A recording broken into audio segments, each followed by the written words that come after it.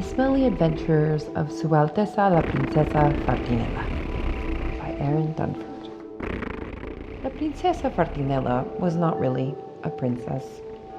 She had been born into a royal family, but when she began letting her terribly stinky farts as a tween, they dispossessed her of her royal status and sent her to work in the castle's kitchens.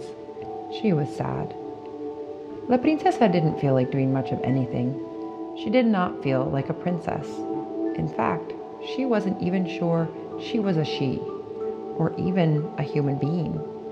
No one wanted to be around her because of how she smelled. She was all alone and powerless. And even though La Princesa was feeling sad and alone and powerless, she somehow knew that deep down she had some kind of power, or maybe even superpower. But she ultimately was all alone in her musings, just sitting and farting and enjoying the smell of her own farts. But she knew she was not meant to be all alone. Meanwhile, the Princessa had not bathed in 3 days. This is a true story. And yet, even though La Princesa thought that rags to riches super heroine stories have to have a super savior turnaround moment, and that she just had to figure out what to do to deal with her pedo problem and discover her super poder. La Princesa said, "I should become a vegan and stop letting these farts. I should change my attitude and get happy. I should do some work. I need an energy adjustment. I should go to Vipassana. I should find a master of superpowers." But instead, she decided to do nothing. She just stayed down on the dirty floor of her broken heart and felt her feelings.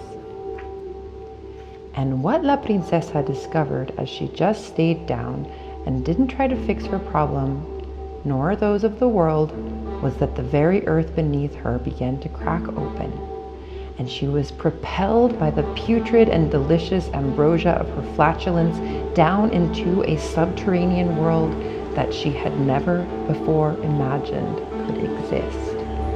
Down, down, down, down. La Princesa fell for a long, long time, 10 days to be exact. She fell through layers and layers of darkness, dirt, and rocks, and eventually she found herself in the sea. And there she found that her smelly farts were not only not offensive underwater, but had a remarkable power. Any being in their vicinity, as long as they were not alone, which they never are in the sea, would receive a deep insight. Wow, I didn't know this. Amazingly, the Princessa found that her terrible farts had another very useful power in the subterranean sea. Flat-motion power. Fart-powered jetpack.